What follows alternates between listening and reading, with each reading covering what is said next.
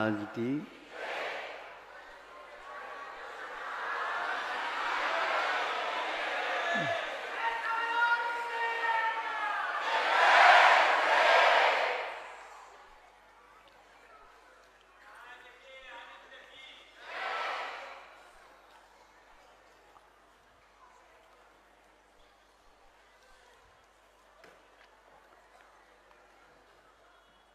आप धर्म की साधना करते हैं, आराधना करते हैं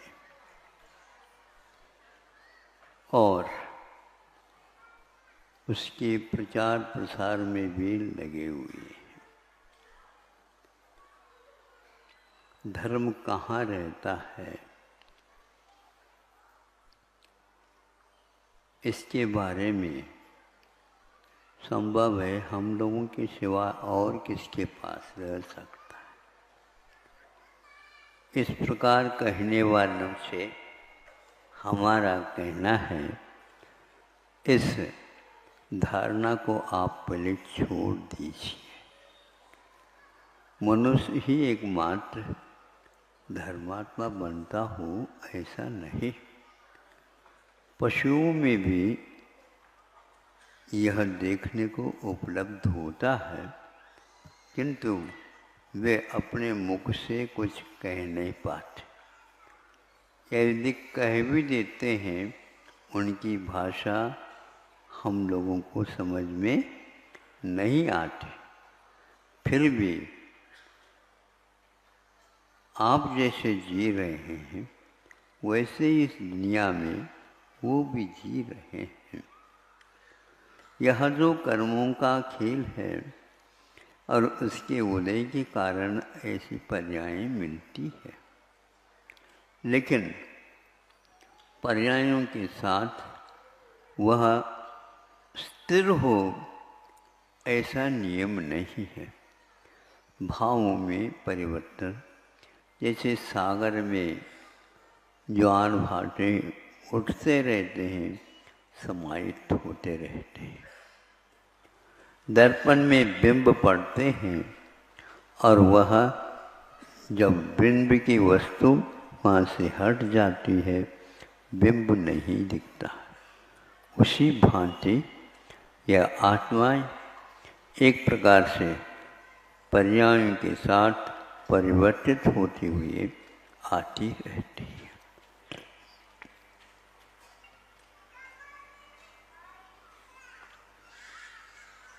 एक बार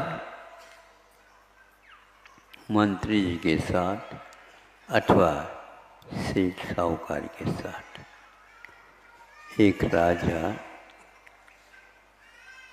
वैसे ही हवा खाने हेतु जाता है और उसके साथ वह सेठ भी हो जाता है, अथवा वह मंत्री भी हो जाता है।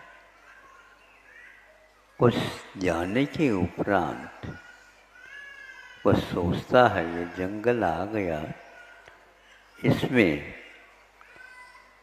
शिकार खेला जाए। आप लोगों को ज्ञात होगा, राजाओं का प्राय करके ये शिकार खेलने की परंपरा देखी गई है, किंतु वह रक्षा के हेतु करते थे और कुछ लोग उसके भक्षण के रूप में स्वीकार करते थे।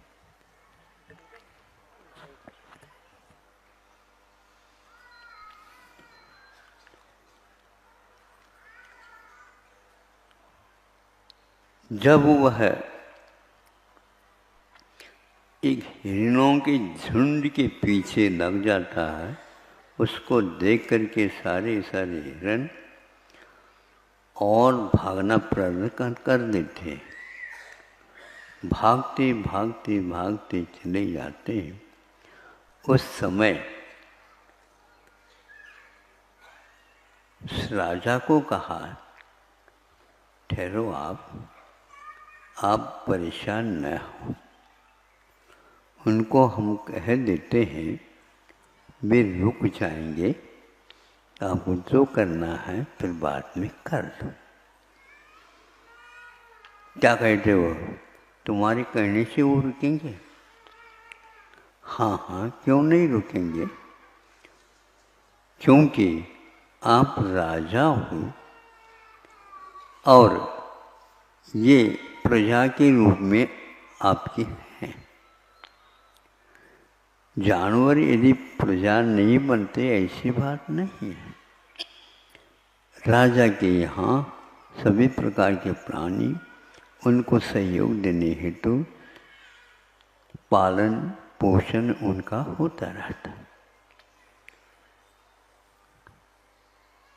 उसी समय उन्होंने हाथ कर दिया, रुको आपके रक्षक ही यदि भक्षक बन गए तो इसको आपको स्वीकार करना चाहिए। वो सारी झुंड 20 हिरणों की थी, रुक जाती। राजा को कहा, हाँ आपको क्या करना है कर सकते हो। इसको सुन करके राजा के मन में भाव आया, ये कौन हम नहीं समझ पा रहे थे और हमारे दरबार में ये रहता है।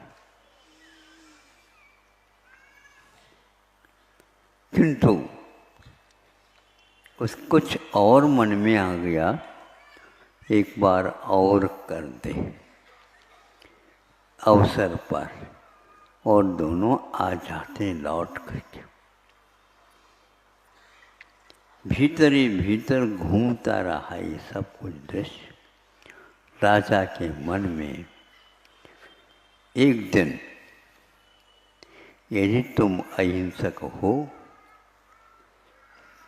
और इनको मारने से आप इनकी रक्षा करते हो, तो हम विशेष रूप से ऐसे स्थान बनाएंगे जिस स्थान में आपको बुला दिया जाएगा। और उस समय आपको उसके बारे में क्या सोच है हमें समझ में आ जाएगा। आप अहिंसक यदि हैं तो उसमें भी परीक्षा में पास हो जाए। ठीक है, जैसे आप कहो। आप कह रहे हैं इतना ही पर्याप्त है। और कुछ दिन के बाद एक सिंह को प्रशिक्षित करके तैयार कर दिया गया और प्रशिक्षित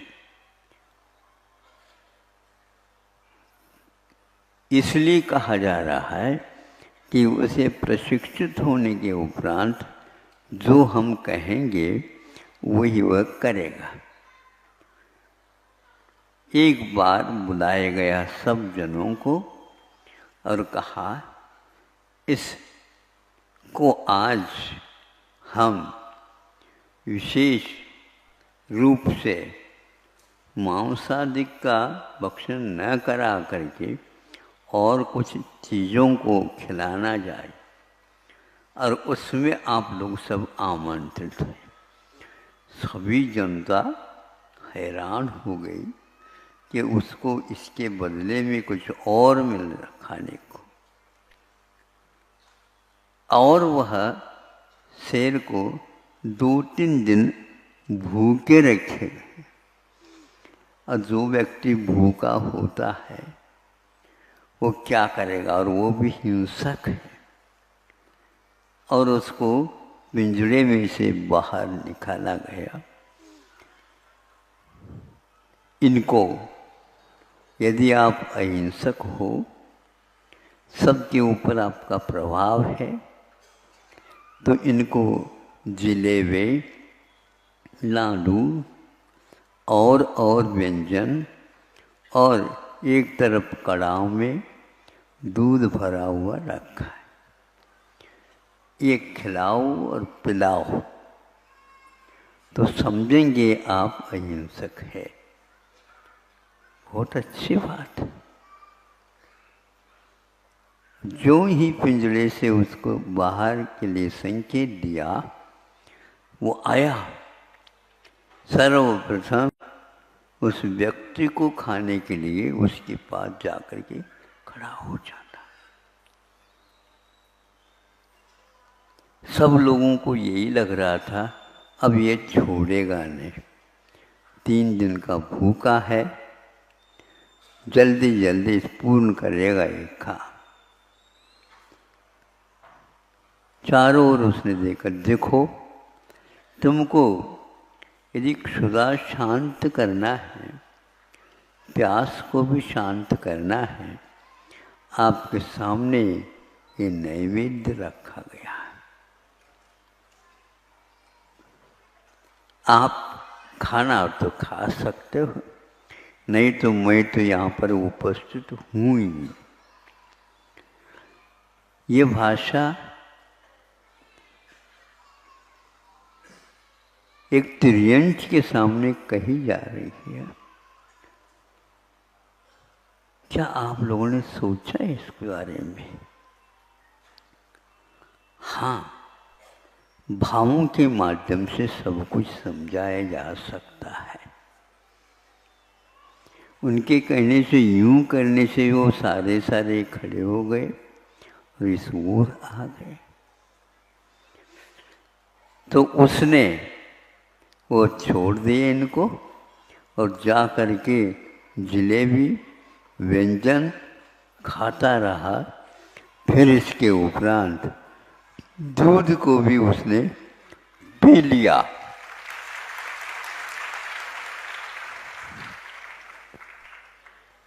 उसको संकेत कुछ भी नहीं दिया गया था और वह पिंजड़े में पुनः चला गया। अब आप बताओ, मनुष्य भी अहिंसा की आराधना करता है और तिर्यंच भी आराधना करता है। महावीर भगवान का चिन्ह एक प्रकार से सिंह है। सर्वप्रथम वेदी के नीचे एक तरफ गाय और एक तरफ सिंह शेर है। अब आप समझो, शेर के दूध गाय का बछड़ा पी रहा है और शेरनी का वह छोटा सा शावक गाय का दूध पी रहे। और ये दोनों सिंह और गाय वहाँ पर एक घाट पर पानी पी रहे हैं। किसका परिणाम है?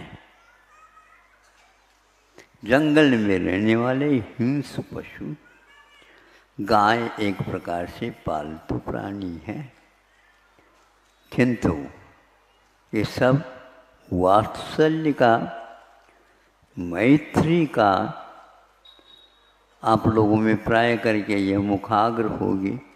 सत्वेषु मैत्री गुणेषु प्रमोदम क्लिष्टेषु जीवेषु कृपापरत्वं माध्यस्थभावं विपरीत वृत्तौ सदा ममात्मा विदधातु देव।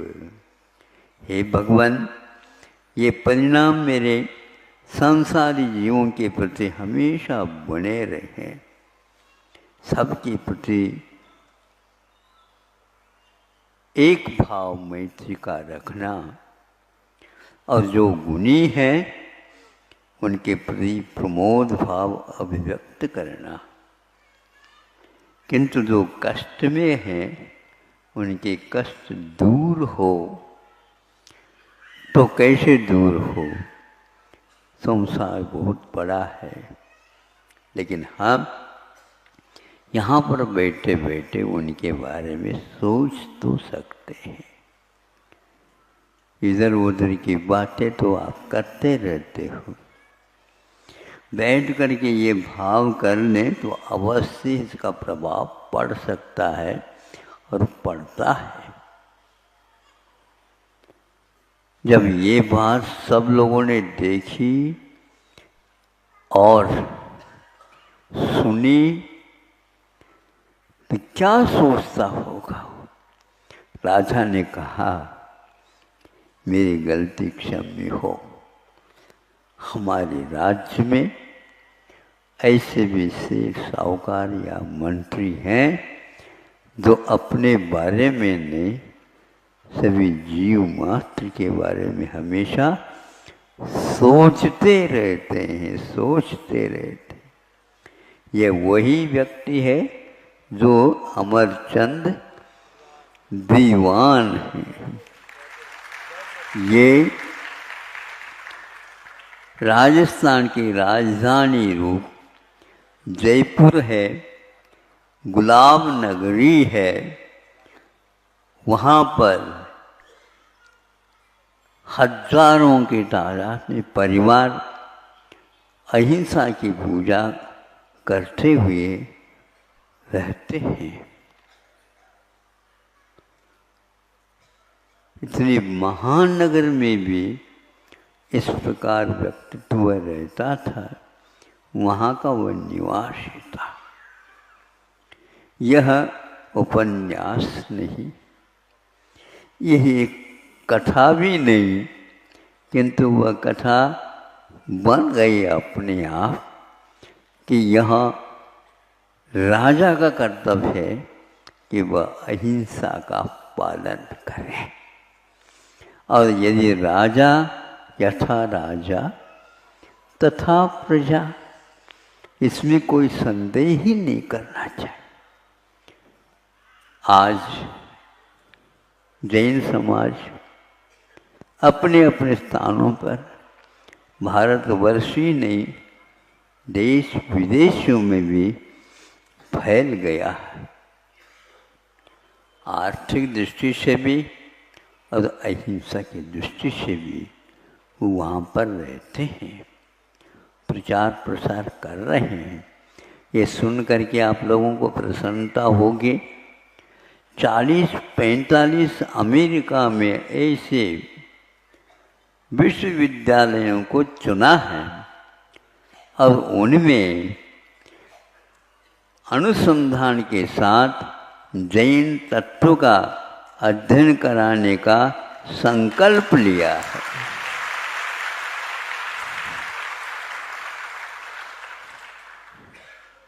जो ही ये हमने सुना तो लगा ये कुछ विस्मय की बात लगती है। नहीं, कई व्यक्ति कहाँ पर क्या हो रहा है, कहाँ पर क्या योजना है, उसके बारे में सोचते रहते हैं और उसका संकलन करके जैन तत्व को 30 विषयों के साथ अनुसंधान के लिए भी चुना गया है। आप एक भी विश्वविद्यालय में इस प्रकार की व्यवस्था नहीं की है और वह अहिंसक देश तो नहीं है, लेकिन यहाँ से जाकर के बसने वालों की संख्या वहाँ पर भी है। और वहाँ के राष्ट्रपति भी, जहाँ तक स्मरण है मुझे, भारत के ही एक निवासी सिद्ध हो गया है। इसी प्रकार इंग्लैंड में भी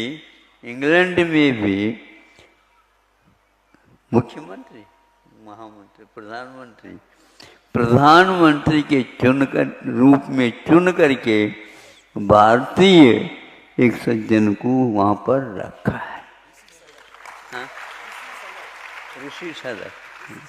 ऋषि सनत ऐसे कोई गांव हो सकता नाम, लेकिन यहाँ आपको सुन करके विचार में आ जाएगा कि जैन धर्म वस्तुतः किसी क्षेत्र से नहीं, किंतु अवश्य भारत की अपेक्षा से भरहेरावेशो, ये प्रतिदिन हम 3 बार प्रतिक्रमण पढ़ते हैं। इस भरत और ऐरावतों में जो कोई भी ऐसे क्षेत्र हैं उनको मेरा बार बार नमस्कार हो। यहाँ मुनि महाराज अपने मुख से बहुत सहर्ष के साथ उच्चरित करते हैं। अब ये सोचो उसके लिए कितनी राशि की आवश्यकता है। उन्होंने कहा 4.5 अरब की, यानी 450 करोड़ों की ये राशि वहाँ पर सर्वप्रथम 150 करोड़ की लगी जाएगी, फिर बाद में क्रम से उसके शेष राशि का भी उपयोग किया जाएगा। संभव है इसको और भी स्वरूप दिया जा सकता है। तो हर विषय पर वहाँ पर छाना जाएगा, शोधा जाएगा। और अहिंसा की महिमा, साधुओं की परंपरा कैसी है, क्या है, श्रावकों की परंपरा कैसी है, क्या है, वहाँ पर चिकित्सा के विषय में क्या चल रहा है, ये सारी बारीकी के साथ हजारों विद्यार्थी छात्रों को पढ़ाया जाएगा और शोध कराया जाएगा। अमेरिका ने आपसे कोई चंदा नहीं मांगी। आप चंदा घोषित भी करते हैं तो जब तक वो नहीं जाएगा आपके घर या फोन, तब तक देख लेते हैं। आजकल तो दुकान तो वो धीरे धीरे चलती है, ऐसे कह करके आप लौटा सकते हैं। लेकिन उस देश ने यह किया, इसके पीछे उसका क्या उद्देश्य है? मैं तो ये सोच रहा हूँ, आप किसी भी विश्वविद्यालय में हिंदी के माध्यम से इस प्रकार के कार्य किए हो नहीं मालूम, लेकिन यहाँ हिंदी साहित्य और संस्कृत साहित्य के माध्यम से अनुसंधान किया जाएगा, इसमें कोई बात नहीं। ऐसे कई बार यह कुछ छोटी छोटी योजनाएं अमेरिका इत्यादि में घोषित थी, किंतु यह तो एक चौंकाने वाला विषय है कि ऐसा भारत के बारे में उन लोगों का सोच विचार है। विश्व में कहाँ पर गतिविधियाँ धर्म के विषय में, चिकित्सा के विषय में, शिक्षा के विषय में, शोध के क्षेत्र के विषय में योजनाएं बनती रहती है, लेकिन आज तक की योजना में यह बृहद योजना मानी जा सकती है। उन लोगों के लिए इसका कोई विशेष बात नहीं है, लेकिन फिर भी दूसरे देश के बारे में इतिहास के साथ साथ यह शिक्षा और चिकित्सा इत्यादि विषयों को बारीकी के साथ अध्ययन कराया जाएगा, तो अपने आप ही शाकाहार क्या वस्तु है सामने, विश्व के सामने आने वाला है। एक ऐसा समय आया है जो बहुत विषम माना जा सकता है, लेकिन यह विषम नहीं, बहुत ही समतापूर्ण विषय हो गया है। ऐसे ही शोध हो रहे हैं चिकित्सा को लेकर के देश विदेशों में। कैंसर की बीमारी के लिए उन्होंने एक प्रकार से चुना। विश्व में कई देशों में उपवास करने की पद्धति तो रहती है, किंतु उन्होंने उस रोग की चिकित्सा के लिए उपवास को चुना है।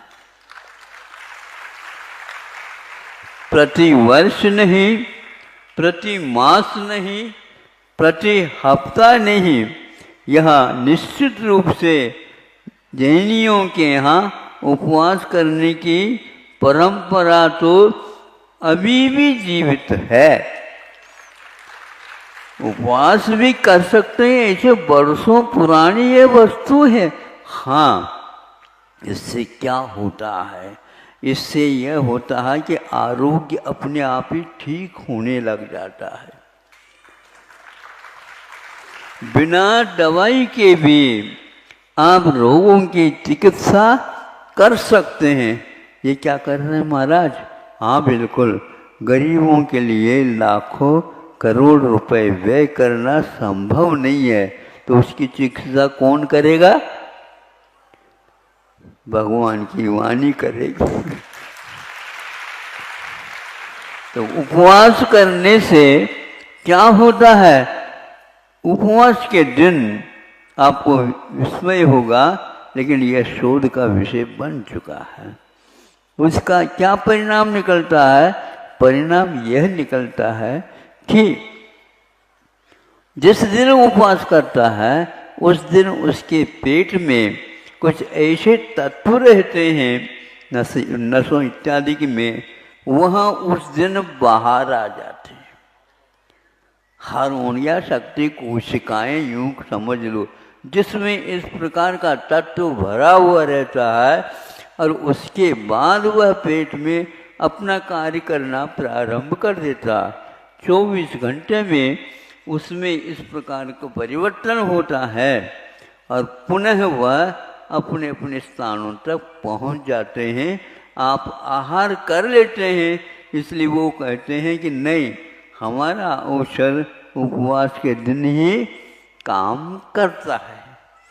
यह सिद्ध हुआ। तो यहाँ जापान में अभी शोध किया गया है कि कोई व्यक्ति यदि कैंसर के ऊपर कुछ चिकित्सा करना चाहता है, उसको और कुछ भी नहीं करना है, उपवास की परंपरा को अपने जीवन में स्थान देना, इससे ठीक होगा। क्या होगा इससे? तो ये ध्यान को, जो वो कोशिकाएं जो कैंसर की भूमिका को अदा करती है, वो सारे सूख जाएंगे। वह सूख जाएंगे तो अपने आप ही बीज के अभाव में जैसा पौधा नहीं अंकुरित होता है, उसी प्रकार वह चीज है। और ऐसे यह प्रयोग वहाँ पर रात दिन नए नए होते ही चले जा रहे हैं। एक और है कि जो उपवास की चिकित्सा में उन्होंने चिकित्सा कैसे की है? 50-50, 30-30, 20-20 उपवास के साथ उस मरीज को ठीक करने का वह उपक्रम लिया है। यह किताब आज से लगभग 90 वर्ष पूर्व में प्रकाशित हो गई थी। वह योग से इसी महाराष्ट्र के किसी स्थान में पुस्तकालय में वो किताब मिली। मिलते ही हमने कहा ये बहुत ही उपयोगी वस्तु है, इसका प्रकाशन करवाए। इसको देख करके कि आयुर्वेद के जितने भी वैद्य हैं या शोध छात्र हैं और भी शोध कराने वाले हैं, इसको लेकर के चले गए। ये तो बहुत महत्वपूर्ण वस्तु है। इस प्रकार इतिहास में ये सारे आपको उपलब्ध होंगे। इसके अध्ययन करना तो भारतीय व्यक्तियों का काम ही नहीं। ये सुनते हैं कि जब यहाँ से पुस्तकें, शास्त्र आदि चले गए, हजारों खच्चरों के ऊपर इनको लाद करके जापान और जर्मनी देशों ने इसका उपयोग किया है। आज भी उनके यहाँ इसके बारे में, संस्कृत के बारे में अवश्य ही अनुसंधान और विश्लेषण आदि चालू है। लेकिन आप लोगों ने उनको इतने पुस्तकों का क्या किया, रद्दी में बेचा है। अच्छा लगता है क्या? मतलब आपको चाहिए ही पैसा, कहीं से भी आ जाए पैसा। रद्दी के मान करके उन्होंने लिया। रद्दी में इस प्रकार की किताबें मिलती हैं, उसको भी वो लेकर के गए और यहाँ शोध किया। आज भी सुनते हैं कि तत्वार सूत्र के ऊपर एक बहुत दुर्लभ टीका लिखी गई थी, जो कि स्वामी समंतभद्र महाराज जी का वह ग्रंथ है। इसको वहाँ लिखा है, किंतु उस शास्त्र को लिखने से पूर्व में देवागम स्तोत्र को उन्होंने मंगलाचरण के रूप में प्रस्तुत किया है, ऐसा कहा जाता है। गुरु जी के मुख से हमने 1-2 बार इसको सुना, किंतु उसके खोज करने के उपरांत भी आज तक उपलब्ध नहीं हुआ। हम लोगों का इतना तेज पुण्य कहाँ है, तो जनवरी सुरक्षित कहीं न कहीं रखी होगी, लेकिन हम पुण्यवान होते अवश्य वह मिलता। किंतु 2000 वर्ष पूर्व में स्वामी समंतभद्र जी ने लिखा है, ऐसा सुनने में आया है।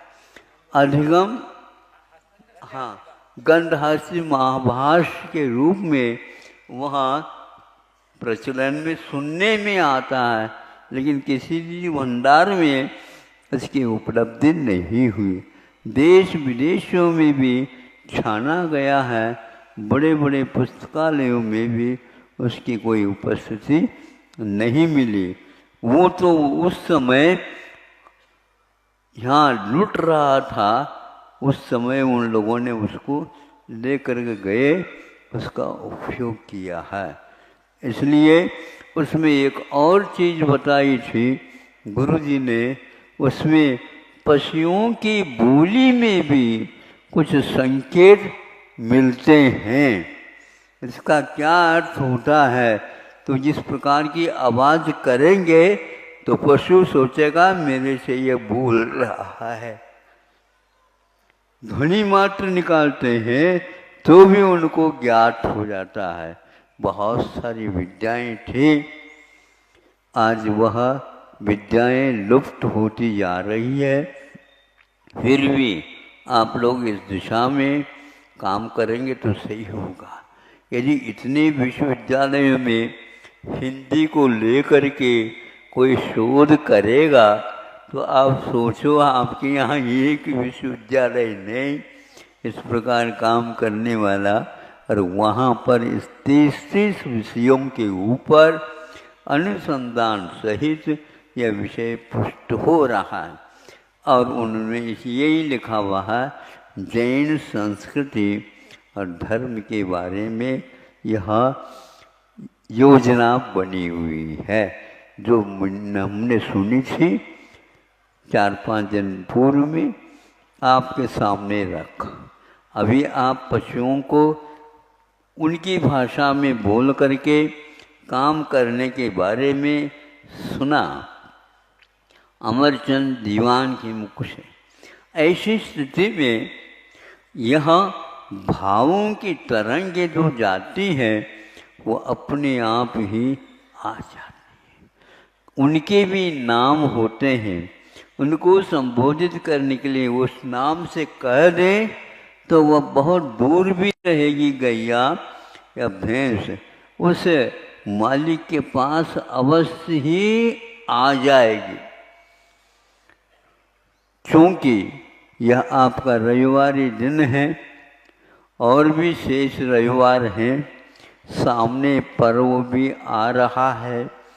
अब यहाँ पर व्यवस्था को आप देख रहे हैं, ऊपर से भी वह व्यवस्था हो रही है। प्रतिदिन 8-8 दिन हो गए, प्रतिदिन वह वर्षा होती है।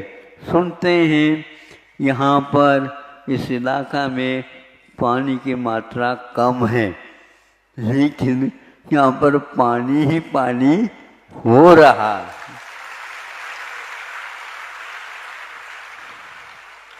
महाराष्ट्र में एक प्रकार से राजनीति भी अपने आप में अहिंसक नीति बनने जा रही है।